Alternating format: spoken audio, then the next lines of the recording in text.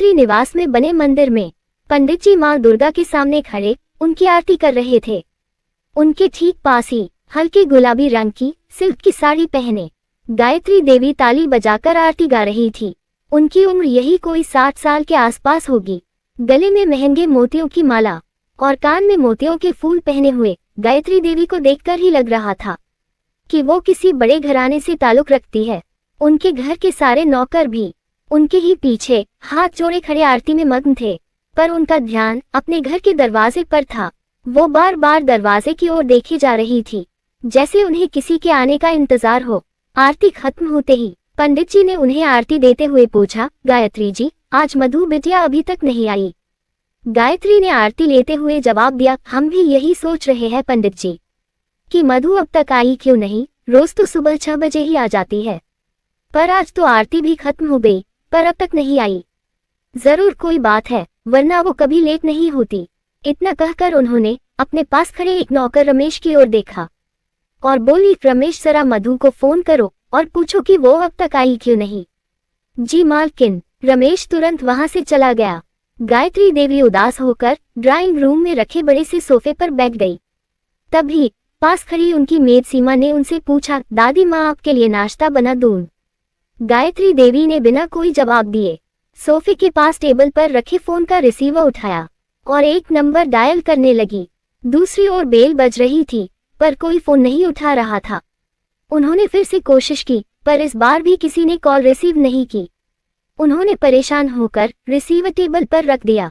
तभी पास खड़ी सीमा फिर से बोली, दादी माँ आपको दवाई भी तो लेनी है, प्लीज कुछ खा लीजिए, मैं नाश्ता बना देती हूँ आपका। गायत्री देवी उसे गुस्से में घूरते हुए बोली, हमें भूख नहीं है। क्यों भूख नहीं है आपको? तभी दरवाजे पर खड़ी एक लड़की ने पूछा।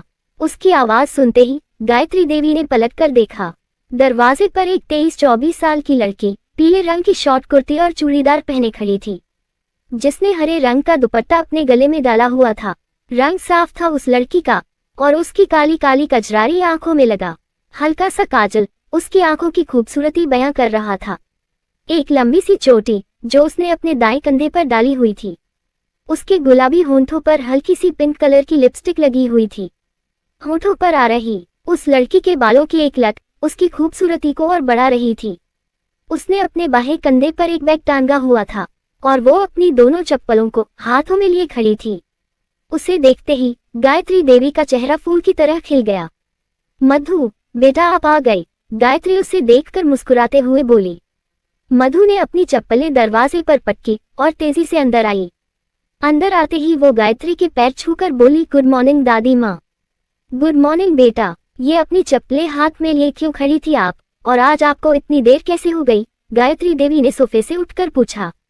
मधु ने मुस्कुराते हुए मासूमियत से जवाब दिया, वो क्या है ना दादी माँ, आज मेरी बस मिस हो गई और मुझे पैदल यहाँ तक आना पड़ा, और ये मेरी चप्पल, इसने भी मुझे रास्ते में धोखा दे दिया, टूट गई।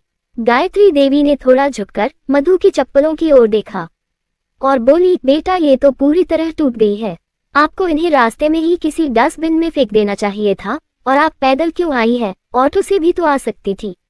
मधु ने मुस्कुराते हुए अपना बैग सोफे पर रखा और किचन की ओर बढ़ते हुए बोली, चप्पल इतनी भी नहीं टूटी है दादी माँ, मैं जाते टाइम रास्ते में ठीक करवा लूंगी। इतना कहकर उसने किचन में बने वॉश बेसिन के पास रखी साबुन से अपने हाथ धोए और फ्रीज से मौसम्बी निकालकर फिर से लिविंग रूम में आ गई। उसने टेबल पर प्लेट रखी और खुद जमीन पर बैठकर मौसम्बी छीलने लगी। गायत्री मुस्कुराते हुए उसे देख रही थी। तभी मधु बोली, वैसे दादी माँ ये तो बहुत गलत बात है, अगर मैं थोड़ा लेट हो गई थी तो आपको नाश्ता कर लेना चाहिए था, आपको दवाई भी तो लेनी होती है, और आप जानती है ना कि आपका ख्याल रखना ही मेरा काम है।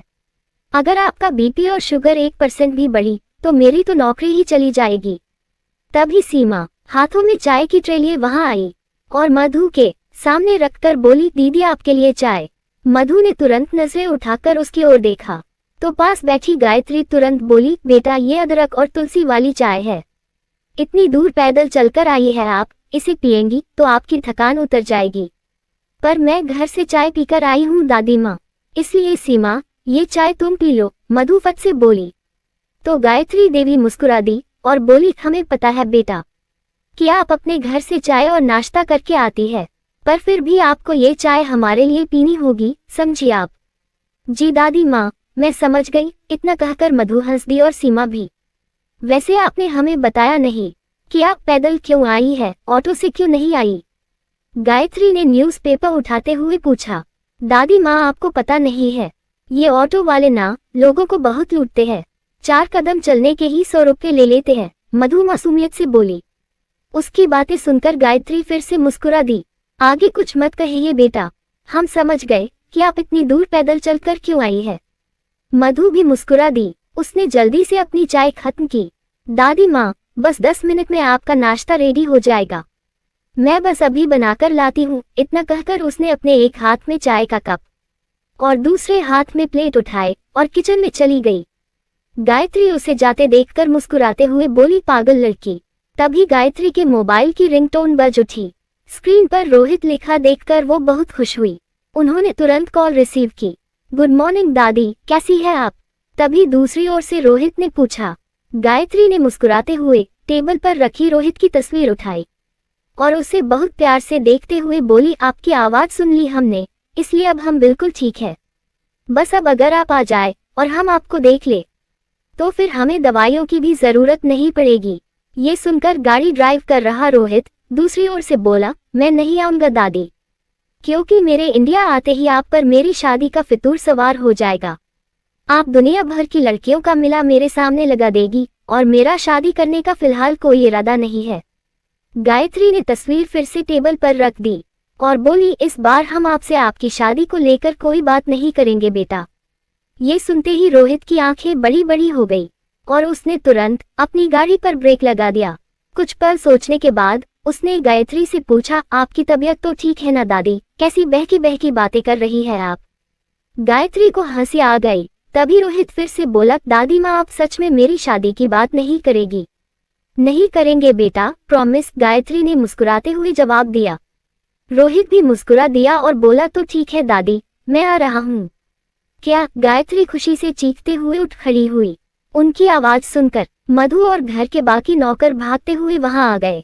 मधु ने उनके कंधे पर हाथ रखकर पूछा, क्या हुआ दादी माँ, आप ठीक तो है? उन्होंने कोई जवाब नहीं दिया, पर दूसरी ओर से फोन पर रोहित बोला, हाँ दादी, मैं आ रहा हूँ। मैंने आपको यही बताने के लिए फोन किया है कि हम सब बहुत जल्द इंडिया आ रहे हैं। ये सुनते ही गायत्री की खुशी का ठिकाना ही नहीं रहा, वो इमोशनल हो गई। रोहित ने उनसे पूछा, दादी, अभी अभी आपके पीछे से जो आवाज आई, ये उसी लड़की मधु की है ना, जो आपका ख्याल रखती है और जिसके नाम की माला आजकल आप दिन भर जपती रहती है? हाँ, गायत्री ने मुस्कुराते हुए मधु की ओर देखकर जवाब दिया। मधु भी उनकी ओर देखकर मुस्कुरा दी। दूसरी तरफ से रोहित फिर से बोला, दादी, मैं फोन रखता हूँ, मुझे इंडिया आने के लिए पैकिंग करनी है। अपना ख्याल रखिएगा, बाय। बाय बेटा। गायत्री ने कॉल डिस्कनेक्ट कर दी और रमेश से बोली, रमेश, सबके कमरों की सफाई करवाइए, हमारा परिवार वापस आ रहा है, हमारा रोहित आ रहा है। ये सुनकर सारे नौकर बहुत खुश हुए। जी दादी माँ, अभी करता हूँ। रमेश तुरंत वहां से चला गया और घर के बाकी नौकर भी अपना अपना काम करने लगे। मधु ने गायत्री के पास आकर पूछा, दादी माँ, आपकी फैमिली आ रही है? हाँ बेटा, हमारे बेटे और बहू के साथ हमारा पोता रोहित और हमारी पोती रिद्धिमा भी आ रही है। अब इस घर की रौनक फिर से लौट आएगी, उन्होंने भावुक होकर कहा और सोफे पर बैठ गई। पूरे 8 महीने बाद हम हमारे बच्चों को देखेंगे, वो हमारी आंखों के सामने होंगे। मधु बेटा, क्या आप हमारे साथ खजराना गणेश मंदिर चलेंगी? हमें भगवान का शुक्रिया अदा करना है। गायत्री ने मधु की ओर देखकर पूछा। मधु आकर उनके घुटनों के पास बैठी और उसने मुस्कुराते हुए जवाब दिया, जरूर चलूंगी दादी माँ, पर पहले आप नाश्ता करेगी और फिर अपनी दवाइयाँ लेगी, उसके बाद हम दोनों मंदिर चलेंगे, ठीक है? गायत्री ने सिर हिला दिया तो मधु मुस्कुराते हुए वहां से उठकर किचन में आ गई। गायत्री उसकी ओर देखकर मन ही मन बोली, अब हम आपसे आपकी शादी को लेकर कोई बात नहीं करेंगे रोहित, क्योंकि अब आप खुद हमसे आकर कहेंगे कि आप शादी करना चाहते हैं मधु से। वो बहुत प्यार से मधु का चेहरा देखे जा रही थी और मधु बिना उनकी ओर देखे उनके लिए नाश्ता बना रही थी। वो फिर से मन ही मन बोली, जब से आप इस घर में आई है बेटा, तब से हम आपको अपने रोहित की दुल्हन बनाने के सपने देख रहे हैं। हमारा दिल कहता है कि हमारा ये सपना जल्द ही पूरा होगा। जब रोहित आपसे मिलेंगे तो आप उनका दिल भी ठीक वैसे ही जीत लेंगी जैसे आपने हमारा दिल जीत लिया है। पिछले 6 महीनों में आपने एक बार भी हमें यह एहसास नहीं होने दिया कि हम इस बड़े से घर में अकेले रहते हैं। इसलिए अब हम आपको इस घर से कहीं नहीं जाने देंगे, कहीं नहीं। इधर मधु ने गैस बंद ही किया था कि तभी उसके फोन की बेल बजने लगी। नंबर देखकर वो बहुत खुश हुई। उसने जग नीचे रखा और प्लेटफॉर्म पर रखा अपना कीपैड फोन उठाकर बोली, जी माँ। दूसरी ओर से उसकी माँ आरती तीखे स्वरों में बोली, कितनी बार कहा है कि मैं तेरी माँ नहीं हूँ, मुझे माँ मत कहा कर। मधु के चेहरे की मुस्कान पल भर में ही उदासी में बदल गई और वो उदास होकर बोली, सॉरी माँ, मुझसे गलती हो गई। आरती रूखे स्वरों में बोली, कल तेरे पापा को चेकअप के लिए हॉस्पिटल लेकर जाना है और अबीर की कॉलेज की फीस भी कल भरनी है। जी मुझे याद है, आप चिंता मत करिए, आज पहली तारीख है, मैं पैसे ले आऊंगी। मधु ने तुरंत जवाब दिया। इतना सुनते ही आरती ने कॉल कट कर दी। मधु उदास होकर बोली, जब मैं घर से निकली थी तब आप सो रही थी, इसलिए जब आपका फोन आया तो मुझे लगा कि आपने मुझे मेरे जन्मदिन की बधाई देने के लिए फोन किया है। मधु के चेहरे की उदासी और बढ़ गई, पर उसने खुद को संभाल लिया और ट्रे उठाकर गायत्री के कमरे में चली आई। गायत्री एक पुराना बक्सा लिए बैग पर बैठी उसमें कुछ ढूंढ रही थी। मधु ट्रे बैग पर रखते हुए बोली, दादी माँ ये लीजिए आपका नाश्ता। उन्होंने मुस्कुराते हुए मधु की ओर देखा और फिर बिना कुछ कहे फिर से बक्से में कुछ तलाशने लगी। मधु चुपचाप वहीं बैठी उन्हें देख रही थी। बक्से में से गायत्री ने एक पुरानी चुनरी निकाली और उसे देखकर मुस्कुराते हुए बोली, मधु ये हमारी चुनरी है। जब हम शादी करके इस घर में आए थे तो हमने यही चुनरी अपने सिर पर डाली हुई थी और अब हम ये चाहते हैं कि हमारे रोहित की दुल्हन यही चुनरी उड़कर इस घर में आए। ये सुनकर मधु मुस्कुराने लगी। तभी गायत्री ने चुनरी उसके सिर पर उड़ा दी। वो हैरानी से उन्हें देखने लगी।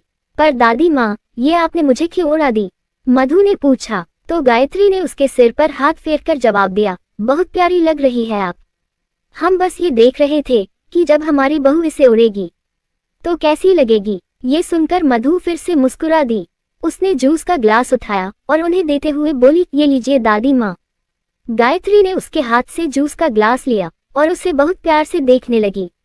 मधु ने अपने सिर से चुनरी हटाई और उसकी घड़ी बनाकर फिर से बक्से में रख दी। गायत्री उसे देखते हुए बिना कुछ कहे जूस पीने लगी। मधु बेड से उठी और उसने बैग के पास रखी टेबल की ड्रॉ खोली। वो उसमें से मेडिसिन निकालते हुए बोली, दादी माँ अब आप जल्दी से नाश्ता करके ये मेडिसिन ले लीजिए, फिर हम मंदिर चलते हैं। गायत्री ने सिर हिलाया और जूस का ग्लास रखकर उपमा खाने लगी। एक चम्मच खाते ही उन्होंने मुंह बना लिया। ये देखकर मधु तुरंत बोली, मुझे पता है कि आप ऐसा मुंह क्यों बना रही है, पर दादी माँ डॉक्टर ने आपको नमक खाने से मना किया है, इसलिए मैंने नमक बहुत कम डाला है। तभी उसके फोन की रिंग बजने लगी। वो अपना फोन उठाते हुए गायत्री से बोली, जल्दी से खाइए दादी माँ, नाश्ता ठंडा हो जाएगा। इतना कहकर उसने कॉल रिसीव की, पर वो हेलो भी बोल पाती उसके पहले ही दूसरी ओर से एक लड़की की आवाज आई, हैप्पी बर्थडे मेरी जान।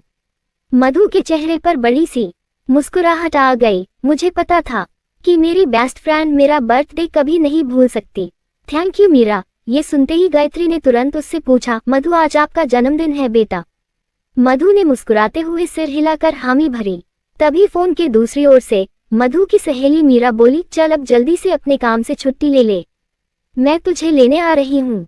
तू तो अपना बर्थडे कभी नहीं मनाएगी, इसलिए हर बार की तरह इस बार भी तेरे बर्थडे की ट्रीट मेरी तरफ से। तेरे लिए मैं आज कॉलेज भी नहीं गई। आज हम पहले 56 दुकान जाकर तेरी सारी फेवरेट चीजें खाएंगे, उसके बाद राजबाड़ा जाकर तेरे लिए ढेर सारे झुमके खरीदेंगे और फिर रात में शराफा बाजार चलकर कचौरी खाएंगे। मधु मुंह बनाकर बोली, इतना कुछ प्लान करने से पहले एक बार मुझसे पूछ तो लेती। तू जानती है ना कि मैं आज नहीं आ सकती, और अगर माँ को पता चला तो वो बहुत नाराज हो जाएगी। तेरी माँ तो तुझसे हमेशा ही नाराज रहती है, एक दिन और सही। अब ये ड्रामा बंद कर, क्योंकि मैं 5 मिनट में वहां पहुंच रही हूँ, समझी तू? मीरा बोली। उसकी बातें सुनकर मधु ने उसे समझाया, मीरा तू समझ क्यों नहीं रही है, मैं सच में तेरे साथ नहीं आ सकती। उसने इतना कहा ही था कि तभी गायत्री ने उससे उसका फोन छीन लिया और अपने कान से लगाकर बोली, बेटा हम बोल रहे हैं गायत्री देवी, मधु आपके साथ जरूर जाएगी। मीरा बहुत खुश हुई और अपनी कार ड्राइव करते हुए बोली, थैंक यू दादी माँ, थैंक यू। गायत्री टहलते हुए बोली, थैंक यू तो हमें कहना चाहिए बेटा, जो आपने हमें ये बता दिया कि आज मधु का जन्मदिन है, वरना इन्होंने तो हमें बताना भी जरूरी नहीं समझा कि ये आज के दिन इस दुनिया में आई थी। दादी माँ, वो ऐसी ही है, उसे अपना जन्मदिन मनाना पसंद ही नहीं है, शायद इसलिए उसने आपको नहीं बताया होगा। वो अपने लिए कभी टाइम नहीं निकालती, पर आज मैंने उसके लिए बहुत कुछ प्लान किया है ताकि मैं उसे कम से कम आज के दिन तो अपनी जिंदगी जीते देख सकूं। मीरा उदास होकर बोली। ये सुनकर गायत्री ने मधु की ओर देखा और बोली, बेटा आप जल्दी से आ जाए क्योंकि हमने मधु को छुट्टी दे दी है। मीरा के चेहरे पर बड़ी सी मुस्कान आ गई और वो फट से बोली, थैंक यू दादी माँ, मैं बस 1 मिनट में पहुंच जाऊंगी। अब हम फोन रखते हैं बेटा, आप जल्दी से आ जाइए, मधु आपका इंतजार कर रही है। इतना कहकर गायत्री ने कॉल कट कर दी और मधु के सिर पर हाथ फेरते हुए बोली, जन्मदिन बहुत बहुत मुबारक हो बेटा, भगवान आपका दामन खुशियों से भर दे और जल्दी से एक ऐसा राजकुमार आपके लिए भेज दे जो आपसे बहुत प्यार करे और आपको अपनी पलकों पर बैठाकर रखे। मधु भावुक होकर उनके गले लगकर बोली, थैंक यू दादी माँ, हम अभी आते हैं, आप यहीं रुकिए बेटा। इतना कहकर गायत्री रूम से चली गई। उनके जाते ही मधु मुस्कुराते हुए खुद से बोली, मैं किसी राजकुमार के सपने नहीं देखती दादी माँ, बहुत छोटे छोटे सपने हैं मेरे और मैं अपने उन्हीं सपनों में जीना चाहती हूँ। ऐसा कोई ख्वाब नहीं देखना चाहती मैं जो कभी पूरा ना हो सके। वो यही सब सोच रही थी कि तभी गायत्री अपने हाथों में एक पैकेट लिए उसके पास आकर बोली, मधु ये लीजिए बेटा, हमारी तरफ से आपके जन्मदिन का तोहफा।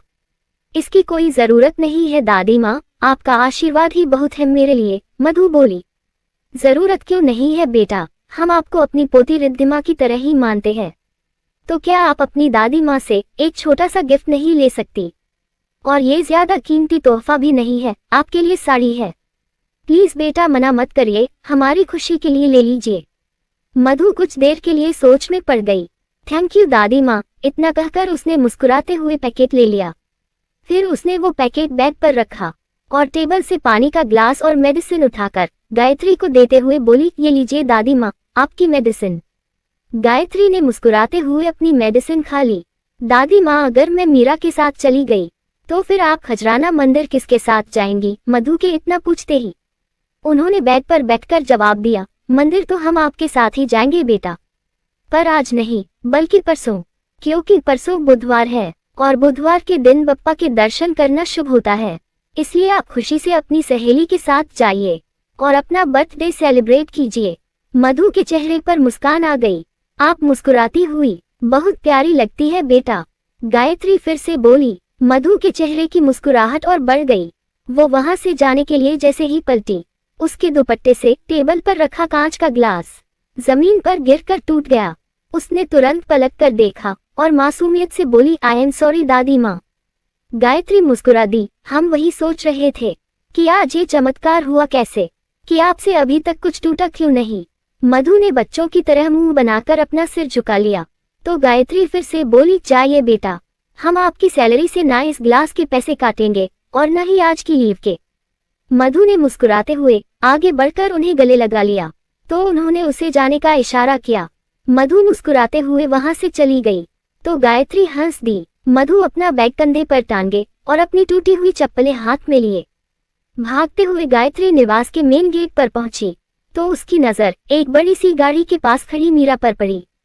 मीरा ने ब्लैक जीन्स और रेड कलर का टॉप पहना हुआ था और वो भी मधु की तरह ही बहुत खूबसूरत थी।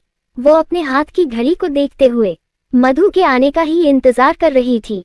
जैसे ही उसकी नजर मधु पर पड़ी, वो मुस्कुराते हुए उसकी ओर दौड़ी और उसे गले लगाकर बोली, हैप्पी बर्थडे मधु।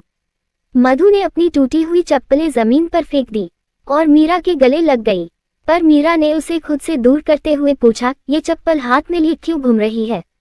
मधु ने तुरंत जमीन पर पड़ी अपनी दोनों चप्पलें उठाई और बोली, अरे आज ये रास्ते में टूट गई थी, यही पास में मोची बैठता है, हम रास्ते में ठीक करवा लेंगे।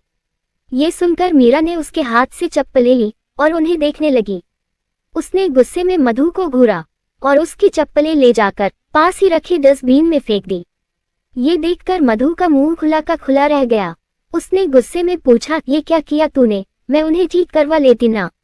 शट अप मधु, वो जुड़ने लायक नहीं थी। इतना कहकर उसने मधु की बाह पकड़ी और उसे अपनी गाड़ी में बैठा दिया और फिर खुद ड्राइविंग सीट पर आकर बैठ गई। मधु अभी भी उसे घूर रही थी। ये देखकर मीरा ने मुस्कुराते हुए गाड़ी स्टार्ट की और बोली, ऐसे मत घूर, रास्ते में नई खरीद लेंगे, फिलहाल तू अपना सीट बेल्ट बांध।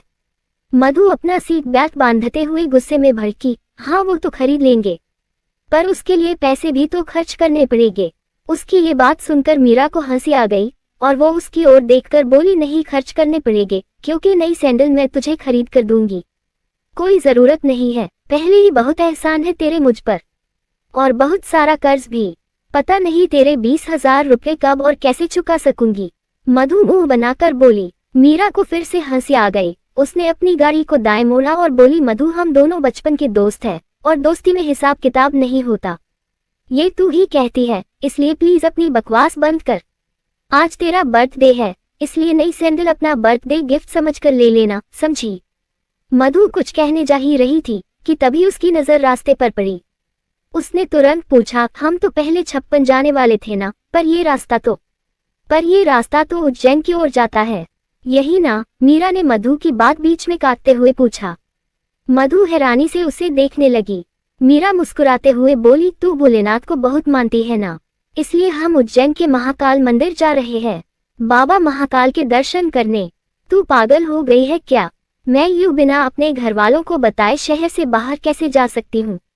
और तू मेरी माँ को बहुत अच्छे से जानती है मीरा, अगर उन्हें पता चला तो तू जानती है कि क्या होगा। प्लीज तू गाड़ी को वापस ले, मैं उज्जैन नहीं जाऊंगी, मधु परेशान होकर बोली। उसकी ऐसी बातें सुनकर मीरा गुस्से में भड़की, शट अप मधु, उज्जैन कोई लंदन में नहीं है। हम सिर्फ 1 घंटे में उज्जैन पहुंच जाएंगे। अभी सिर्फ सुबह के 11 बजे है। हम 12 बजे तक महाकाल मंदिर पहुंच जाएंगे और दर्शन करके 2 बजे तक वापस इंदौर भी आ जाएंगे। तेरी माँ को कुछ पता नहीं चलेगा, और वैसे भी मैं तेरे लिए नहीं अपने लिए वहां जा रही हूँ। एग्जाम सिर पर है, तुझे तो कोई टेंशन होगा नहीं, पर अगर मैं पास नहीं हुई तो मेरे डैड मेरी शादी करवा देंगे।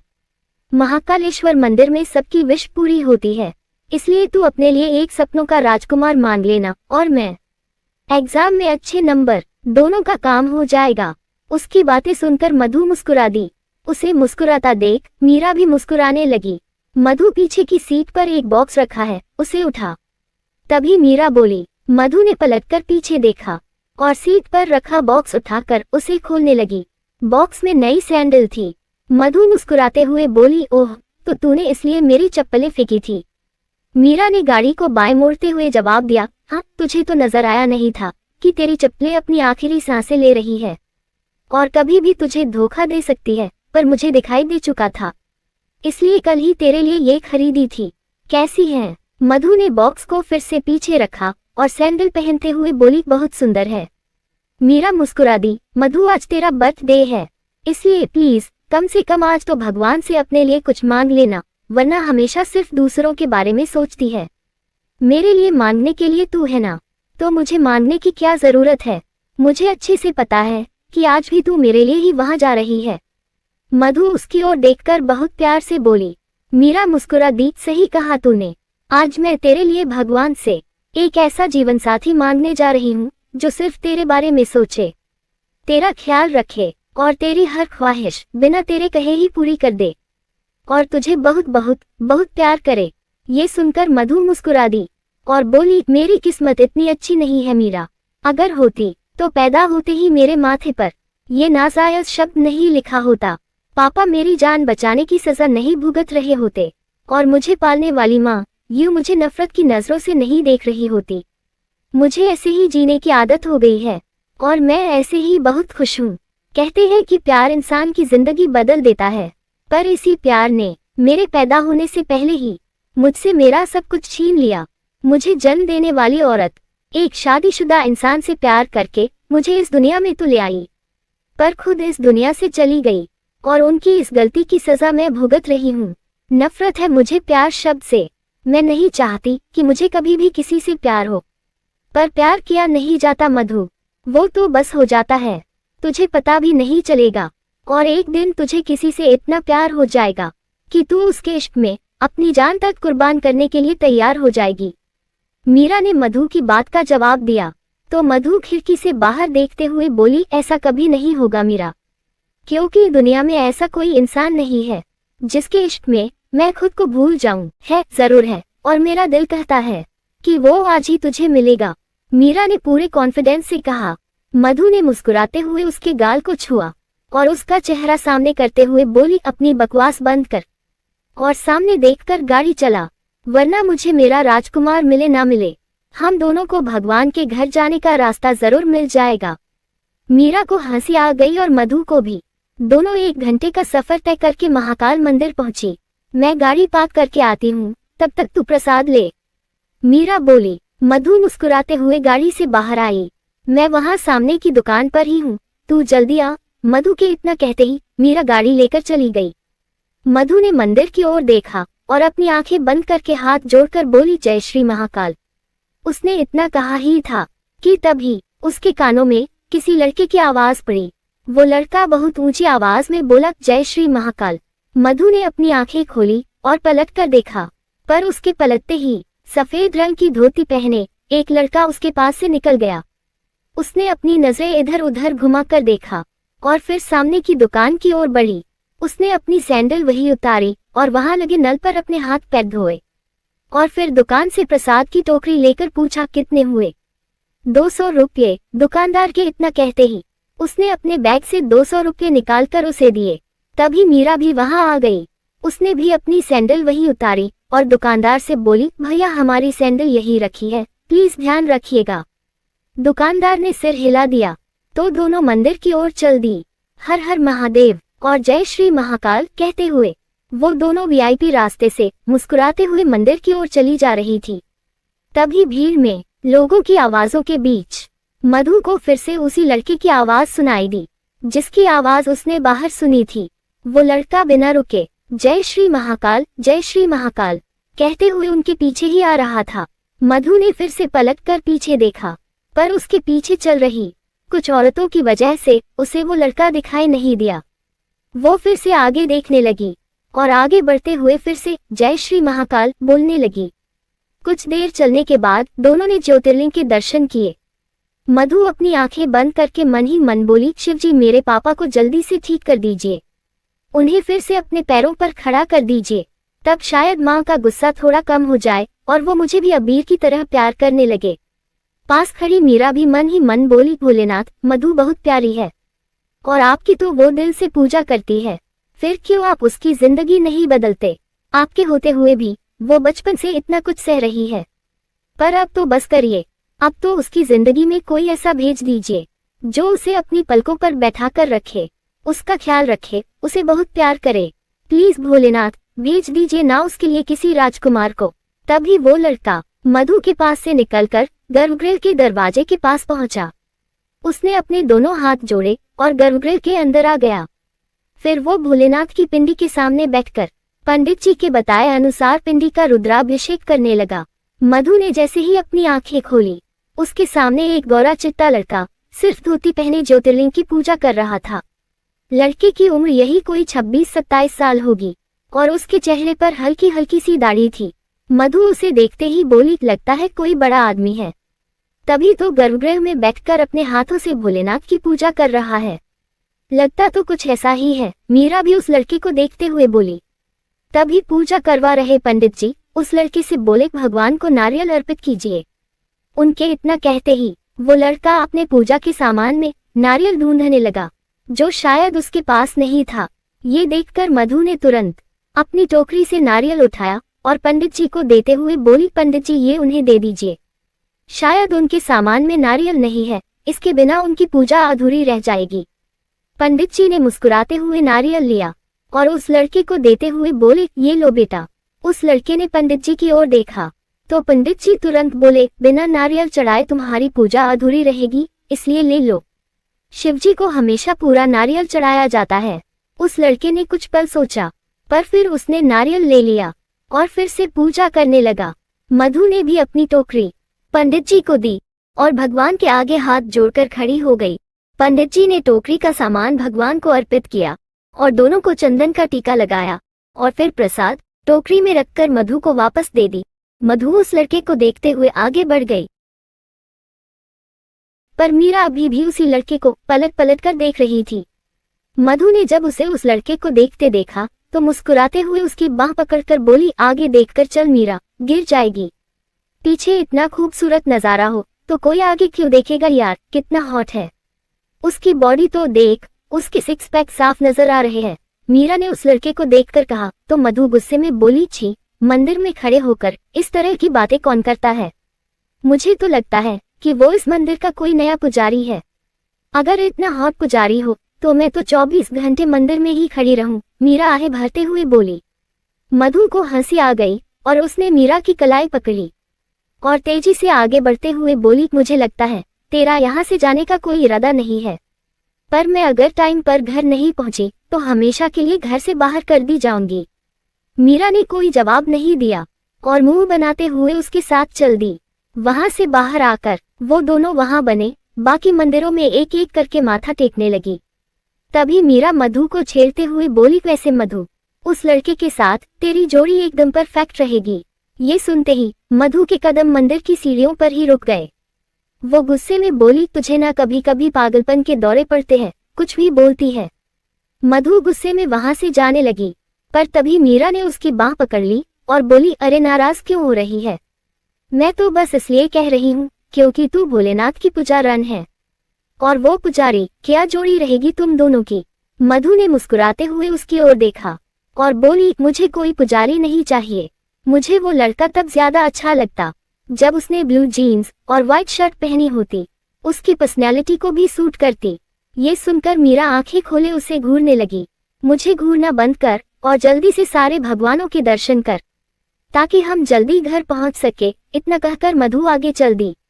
मीरा दौड़ती हुई उसके पास आई और उसकी बाह पकड़कर बोली, वैसे मुझे नहीं पता था कि तूने उस लड़के की पर्सनैलिटी पर इतनी जल्दी रिसर्च कर ली है।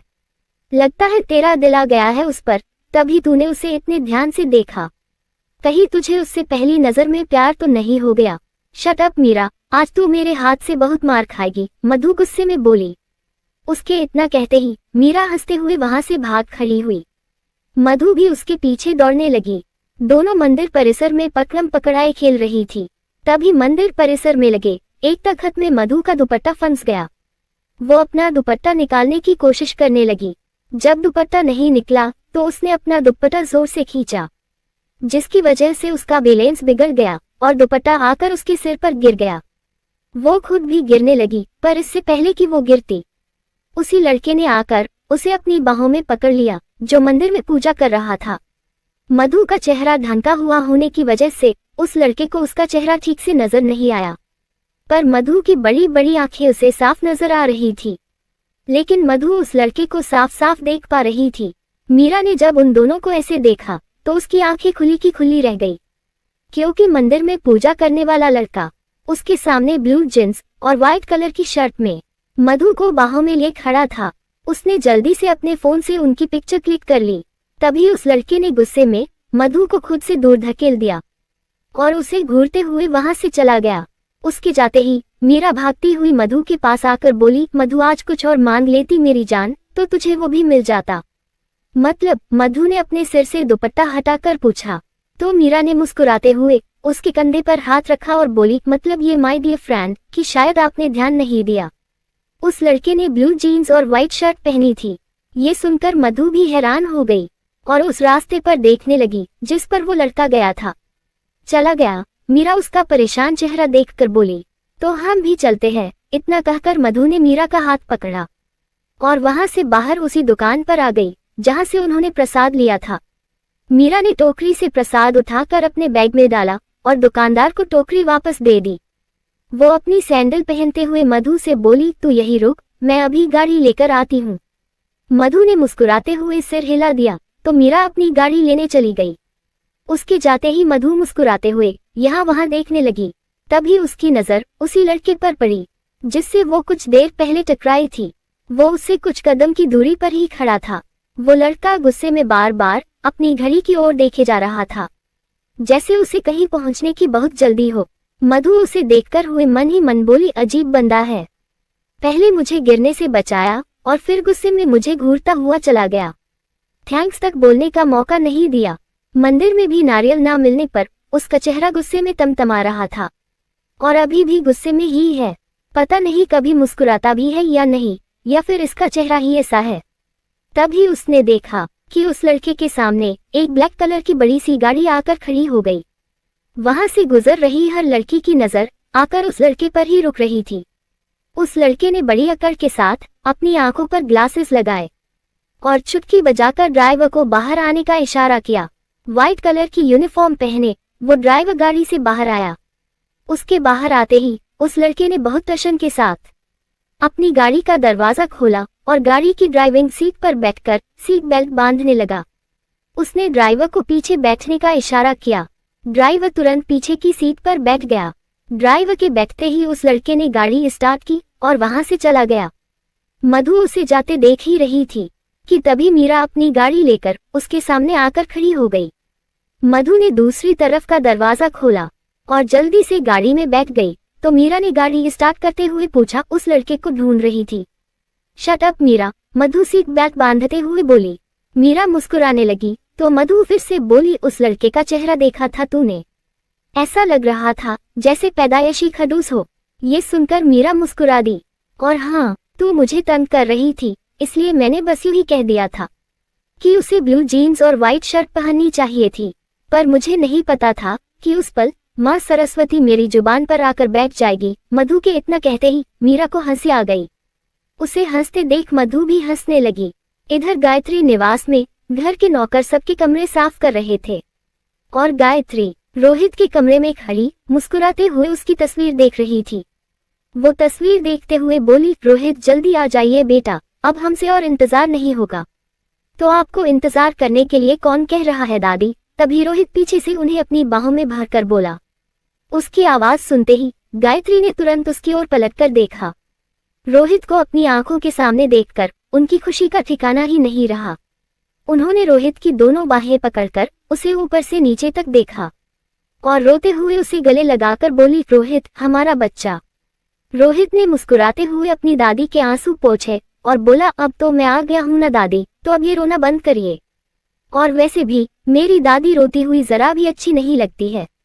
अगर आपको हम रोते हुए अच्छे नहीं लगते तो क्यों नहीं बताया आपने हमें कि आप इंदौर आ चुके हैं?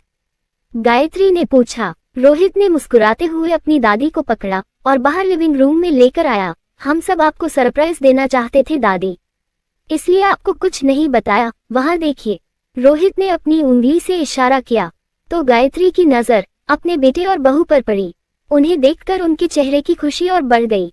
उनकी बहू ममता ने अपने कंधे से अपना बैग उतारा और आगे बढ़कर उनके पैर छूकर बोली, कैसी है माँ आप? गायत्री उसके सिर पर हाथ फेरकर बोली, हम ठीक है बेटा, आप कैसी है? ममता कुछ बोल पाती उसके पहले ही उनके बेटे चेतन ने आगे आकर उन्हें गले लगाया और बोले, माँ बहुत मिस किया हमने आपको, बहुत।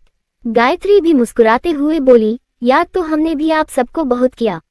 8 महीने आप सबके बिना रहे हैं तो सिर्फ हम जानते हैं कि हमने ये दिन आप सबके बिना कैसे गुजारे हैं। उनकी बातें सुनकर ममता बोली, इसलिए तो हम चाहते थे कि आप ही हमारे साथ चले, पर आप इस घर को छोड़कर कहीं जाना ही नहीं चाहती है।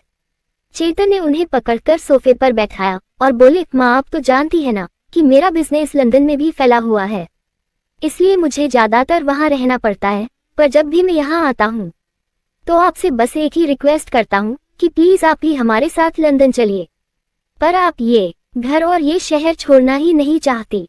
प्लीज माँ हमारे साथ चलिए, हर वक्त आपकी फिक्र लगी रहती है हमें वहाँ। ममता भी बोली, माँ आप जानती है ना कि हम रिद्धिमा और करण की शादी के लिए यहाँ आए हैं। शादी होते ही हमें फिर से लंदन वापस जाना होगा, पर इस बार हम अकेले नहीं जाएंगे, आप ही हमारे साथ चलेंगी। उन सब की बातें सुनकर गायत्री मुस्कुराते हुए बोली, इस बारे में हम बाद में सोचेंगे।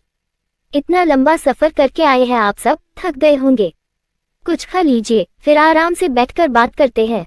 इतना कहकर वो पास खड़ी सीमा से बोली, सीमा सबके लिए चाय लेकर आइए और फिर लंच की तैयारी करिए। जी दादी माँ। सीमा तुरंत किचन में चली गई।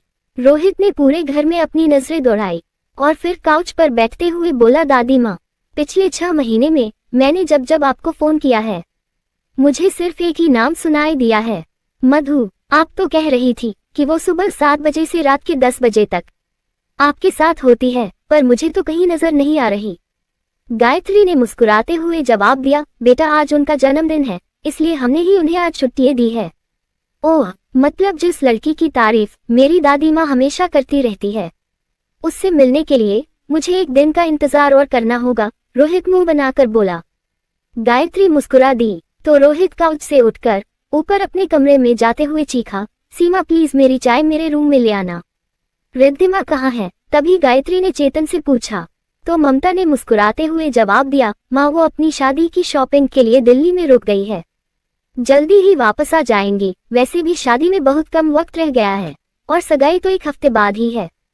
इतना कहकर ममता ने चेतन की ओर देखा और बोली, सुनिए जी आप जरा बलदेव भाई साहब को फोन तो करिए, उन्हें बता तो दीजिए कि हम भी इंदौर आ गए हैं, और उनसे ये भी पूछ लीजिए कि करण इंदौर में है या फिर अपने बिजनेस के सिलसिले में कहीं बाहर गया है, क्योंकि आपके होने वाले दामाद को बिजनेस के अलावा कुछ नजर नहीं आता।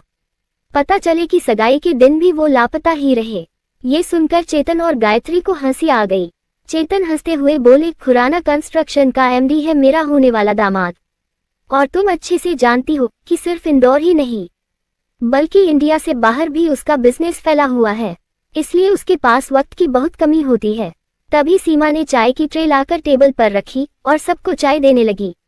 ममता चाय लेते हुए फिर से बोली, सही कहा आपने, बहुत बिजी होता है करण, पर अगर इंडिया में होता है तो हर सोमवार को बाबा महाकाल के दरबार में हाजिरी लगाने जरूर पहुंच जाता है। और एक आपकी बेटी है जिसे ये तक नहीं पता कि आरती की थाल किस ओर घुमाई जाती है। ये सुनकर गायत्री परेशान हो गई, पर चेतन हंसने लगे और चाय पीते हुए बोले, शादी के बाद सब कुछ अपने आप सीख जाएगी।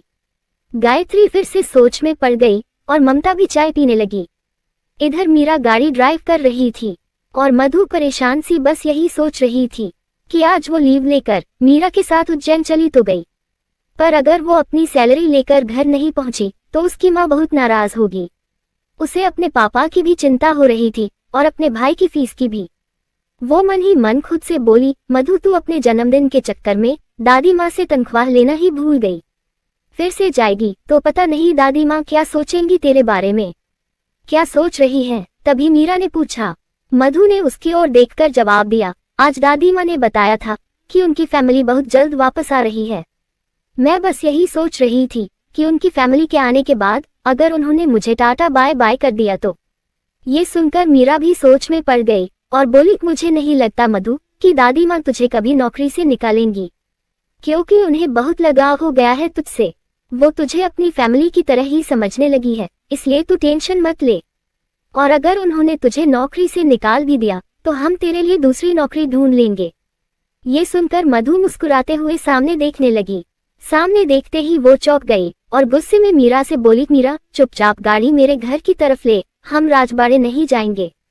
शट अप मधु, मुझे तेरे लिए बर्थडे गिफ्ट्स लेने हैं और वो लिए बिना मैं तुझे तेरे घर ड्रॉप नहीं करूंगी, समझी तू? मीरा ने गाड़ी को दाएं घुमाते हुए कहा।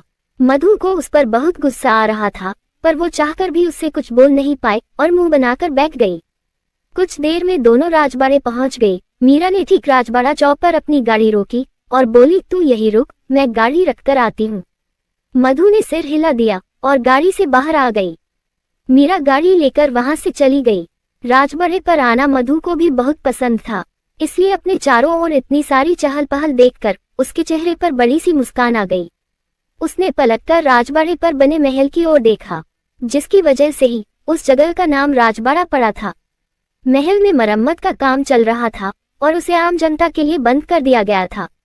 मधु मुंह बनाकर फिर से सामने देखने लगी। उसके सामने से बहुत सी गाड़ियां गुजर रही थी और उसके पास एक लड़का चश्मे और घड़ियां बेच रहा था। पास ही एक औरत अपने 5 साल के बच्चे के साथ खड़ी उसके लिए चश्मा देख रही थी। मधु भी उस लड़के के पास जाकर घड़ियां देखने लगी। उसे एक घड़ी पसंद आई और उसने उस लड़के से पूछा, भैया ये कितने की है? 250 रुपये की, उस लड़के ने जवाब दिया। मधु घड़ी वापस रखते हुए बोली, नहीं चाहिए भैया। वो वापस अपनी जगह पर आकर खड़ी हो गई और घड़ी वाले के पास खड़े बच्चे को देखकर मुस्कुराने लगी। तभी उस बच्चे की नजर एक बलून वाले पर पड़ी और वो बच्चा अपनी माँ की साड़ी छोड़कर सड़क पर खड़े उस बलून वाले की ओर बढ़ने लगा। पर मधु ने भागकर उस बच्चे को पकड़ा और बोली, कहाँ जा रहे हो? जाओ अपनी मम्मी के पास। बच्चा भागता हुआ अपनी मम्मी के पास वापस चला गया। मधु वही खड़ी उसे देखकर मुस्कुराने लगी। तभी तेजी से आ रही एक वैन मधु को टक्कर मारने ही वाली थी कि तभी एक लड़के ने आकर झटके से उसे पकड़ा और रास्ते से गुजर रही वैन के नीचे आने से बचा लिया। मधु ने घबराकर उस लड़के की शर्ट अपने दोनों हाथों से पकड़ ली। उसका सिर भी उस लड़के के सीने से टिका हुआ था, पर वो लड़का गुस्से में उसे घूर रहा था। तभी उसने मधु को घूरते हुए उसकी दोनों कलाई पकड़ी और अपनी शर्ट छुड़वाई। मधु ने अभी भी डर के मारे अपनी आंखें बंद की हुई थी और वो लड़का मधु की दोनों हथेलियां पकड़े उसे घूर रहा था। तभी उस लड़के ने गुस्से में उसे खुद से दूर धकेल दिया। मधु ने घबराकर अपनी आंखें खोली तो उसके सामने वही मंदिर वाला लड़का खड़ा था। उसे देखकर मधु की आंखें खुली की खुली रह गई। वो लड़का उसे घूरते हुए उसकी ओर बढ़ने लगा। डर के मारे मधु का दिल जोरों से धड़कने लगा। वो लड़का उसके पास आकर बोला, अपने घर जाओ और अगली बार अपने माँ बाप से चलना सीख कर ही सड़क पर निकलना, ताकि आगे से मुझे तुम्हें बचाना ना पड़े। मधु हैरानी से उसे देखने लगी, पर इतना कहकर वो लड़का वहां से जाने लगा। एक्सक्यूज मी, मधु उसे रोकते हुए बोली। उस लड़के ने गुस्से में पलटकर उसकी ओर देखा और फिर से उसके करीब आकर बोला, मैं जानता हूँ कि तुम वही मंदिर वाली लड़की हो जिसे मंदिर में गिरने से मैंने बचाया था। ये सुनकर मधु की आंखें बड़ी बड़ी हो गई और वो एकटक उस लड़के को देखने लगी। तभी उस लड़के ने उसे घूरते हुए पूछा, तुम्हें क्या लगा था कि तुम्हारे चेहरे पर घूंघट होने की वजह से मैंने तुम्हारा चेहरा नहीं देखा? मधु ने तुरंत अपनी नजरें झुका ली। करण खुराना अपने आसपास हो रही हवा की सरसराहट पर भी नजर रखता है और तुम तो मुझसे टकराई थी। चेहरे पर घूंघट होने के बाद भी तुम्हारा चेहरा मुझे साफ नजर आ गया था और तुम्हारी ये आंखें तो एक बार जो देख ले जिंदगी भर ना भूले। करण मधु को घूरते हुए बोला। मधु कोई जवाब नहीं दे सकी तो वो उसे देखते हुए वहां से जाने लगा। उसे जाते देख मधु ने तुरंत अपनी नजरें उठाए और उसे जाते देखने लगी। तभी करण के कदम एक बार फिर रुक गए। उसके रुकते ही मधु की धड़कनें और तेज हो गई। वो फिर से पलटा और एक बार फिर मधु की ओर बढ़ने लगा। वो मधु के पास आया और उसने उसे घूरते हुए अपने वॉलेट से 100 का नोट निकाला। मधु घबराई हुई सी उसे ही देख रही थी। तभी करण ने उसकी दाईं हथेली पकड़ी और उस पर 100 का नोट रखकर उसकी मुट्ठी बंद करते हुए बोला, करण खुराना को किसी का एहसान लेना पसंद नहीं है।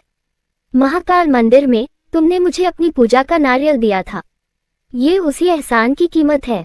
मधु उसकी इस हरकत से हैरान थी और उसे उस पर बहुत गुस्सा भी आया, पर करण उसे घूरता हुआ जाने लगा। रुके। तभी मधु गुस्से में ऊंची आवाज में बोली। उसकी आवाज सुनकर करण के कदम रुक गए, पर उसने मधु की ओर पलटकर नहीं देखा। मधु गुस्से में उसके ठीक सामने आकर खड़ी हो गई।